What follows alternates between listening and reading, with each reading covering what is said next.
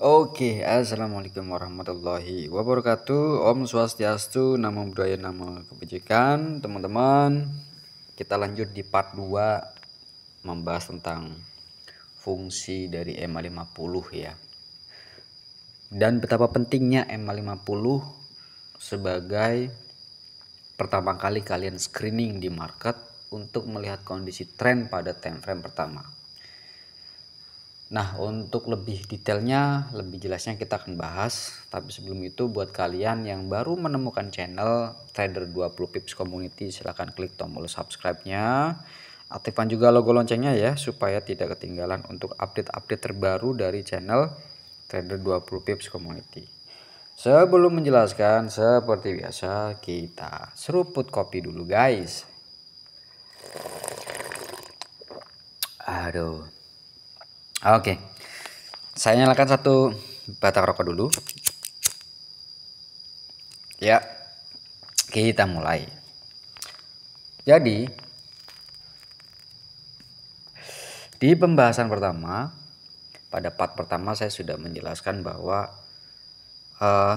fungsi dari MA50 ini adalah untuk melihat pergerakan tren pada time frame pertama. Time frame pertama itu bebas ya teman-teman. Kalian melihat ada MA50 dengan mid BB berpotongan pada H1 ya jadikan itu sebagai time frame pertama. Tapi catatannya apakah di time frame pertama itu ada setup, ada sinyal. Sinyal itu hanya dua ya, CSM ataupun CSA atau CSAK. CSAK lah yang lebih kuat kan gitu ya. Nanti CSA itu penjelasannya ada di kelas private mentoringnya yang saya kupas secara detail. Oke, kita fokus di sini dulu. Jadi posisi MA50 ketika berada di atas mid BB itu posisinya berarti downtrend. Jadi ketika kalian melihat pada time frame pertama ada kondisi downtrend, maka fokuslah untuk cari setup sell di time frame kedua dan time frame pertama gitu. Paham ya? Jangan sekali-kali teman-teman akhirnya counter trend. Counter trend boleh nggak? Boleh, tapi TP-nya nggak boleh jauh-jauh ya. Oke, kita lihat kemarin pembahasan pertama. Ini kondisi pertama di time frame H4 itu kondisinya sudah downtrend. Diawali dengan permulaannya adalah apa? Ini CSAK yang akhirnya jadi CSM. Ini kan CSM itu kan fungsinya adalah menandakan bahwa oh harga ini mau melanjutkan perjalanannya gitu. Ditambah dengan kekuatan MA50 dan mid BB yang sudah cross. Ketika ada CSM maka akan ada re-entry. Di video pertama saya jelaskan di sini kenapa di sini harga masih ditembus. Kita lihat di time frame kedua pada H1 ada apa di sana. Sebentar, kegeser ya. Sebentar. Kita hapus dulu. Mana dia? November. Ini ya. Saya tandai. Gini. Saya tandai juga pakai anak panah di sini. Kita turun ke H1. Kita geser, kita cari. Nah, di sini. Oke, kita lihat teman-teman. Mas, itu ada ekstrim. Betul, ada ekstrim. Ya. Tapi setelah ekstrim, kita lihat di sini ya. Kita lihat tandai lagi ekstrim di sini. Di time frame ketiganya harus terkonfirmasi. Berarti di M15. Di M15-nya terkonfirm enggak? Kita lihat. Nah, ini dia. Lihat ya. Di sini. Ini saya hapus dulu. Nah, biar kelihatan. Di M15-nya ada apa? Ada ekstrim juga. Oke, valid. H1 juga ekstrim. M15 juga ekstrim. Tapi lihat teman-teman pergerakannya. Ya, lihat di sini. Ada nggak ya yang break MA50? Nggak ada. Sehingga apa? harga masih melanjutkan untuk kenaikannya ya. Makanya saya selalu share ke grup BBMA di time frame ketiga, kalau saya lebih aman menunggu di EMA 50 itu di break ya. Kita kembali lagi, ini kan harga naik ke atas ya. Setelah itu harga drop ya. Setelah itu harga apa? Drop nih. Tuh. Drop.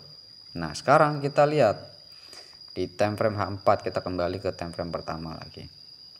Mana tadi? Oktober, November H4. Ini sudah Februari, September, Oktober. Nah, inilah. Ya. Kemudian dia harga naik kan sampai area sini, baru harga drop turun. Ya. Harga baru drop turun. Kita lihat di sini. Di time frame H1-nya kita lihat. Di time frame H1 terjadi apa di sana? Apakah ada rejection dan ekstrim? Masih terjadi juga ekstrim. Ya, ini double ekstrim nih. Ya, sudah ada ekstrim. Oke, lengkap. Time frame kedua. Kemudian kita turun ke M15, time frame ketiga untuk menentukan area entry. Saya katakan bahwa tunggu break EMA 50.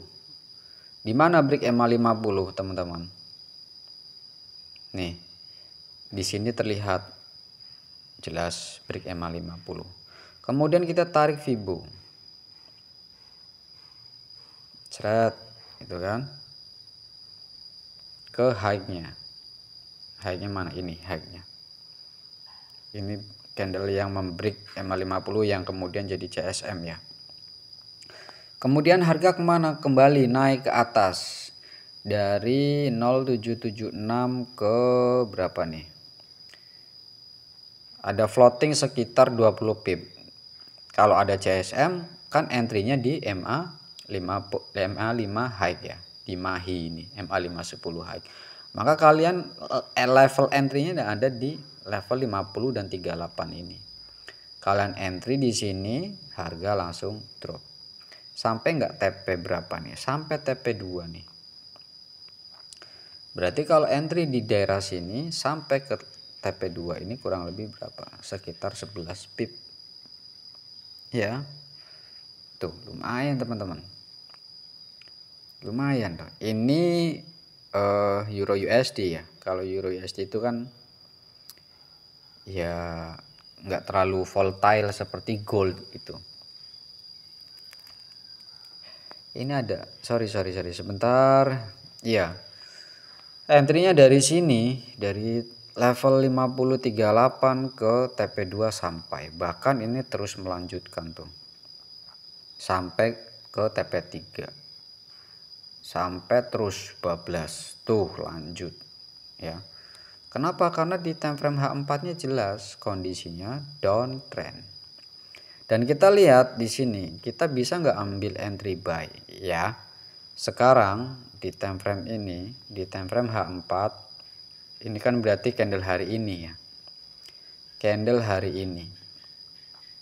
Nah, kita akan lihat nih perjalanannya dia untuk di H4 ini apakah sudah selesai belum. Saya hapus dulu untuk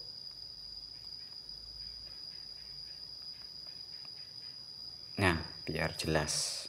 Nah, kita lihat di H4.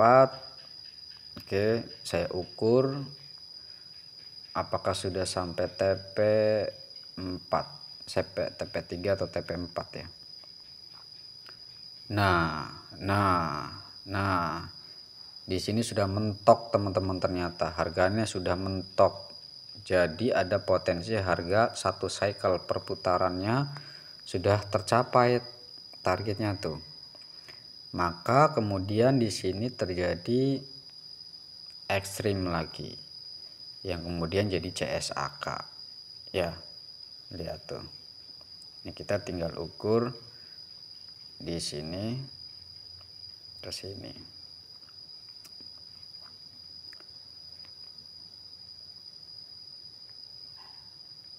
Nah, Saat ini kondisi harga sudah sampai ke TP1. Perjalanannya dia satu cycle sebelumnya sekarang sudah mencapai ke TP1 dan akhirnya harga drop. Nah, kita lihat dulu di time frame daily-nya. Daily-nya ini masih downtrend teman-teman. Jadi carilah setup tetap downtrend ya. Cari setup downtrend. Sekarang kita lihat lagi di sini. Hari ini ya, ini hari ini ya. Kita melihat di sini ada CSA. Ada CSA, kemudian harga masuk ke area re-entry dan harga turun. Kita lihat dulu di sini. Apakah kita entry hari ini masih dapat setup? Nih, kita lihat. Ya. Kemudian kita turunkan ke time frame H4. H4 ada ekstrim nggak ada, tapi adanya rejection ini, rejection dari top BB, sehingga apa, harga menjadi sideways kan di sini, nggak ada candle yang akhirnya jadi CSM lagi, berarti pergerakannya dia sudah dimatikan, turun ya kan, harga sudah ini di time frame keduanya H4 sudah reject top BB. Kemudian turun ke H1, di sini H1 ada apa? Ada ekstrim TP wajib MHV drop. Ya.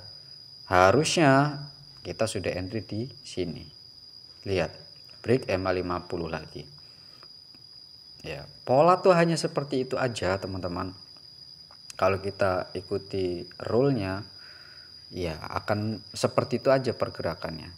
TP2 dia belum sampai, TP1 sudah sampai, tapi kita lihat di sini. Kita bisa masuk di area ini teman-teman nanti ini. Ya. Harga lagi koreksi di area ini. Ada CSA kan? Ada CSA, kita konfirmasi lagi dari time frame H1. Nih, ada CSA, ada re-entry. Turun ke M15. M15 ada ekstrim, ya. Ini malah sudah pecah atau menjadi CSAK juga ya. Kemudian di M5-nya kita lihat. Nah, ini dia teman-teman. Mana yang membentuk break CSAK atau break M50 di candle ini? Maka kita tinggal tarik garis Fibo. Sub seperti ini. Kemudian kirim ke atas. Sub gini ya. Dipaskan lagi ke harga yang membreak. Nah, ini sudah break MA50.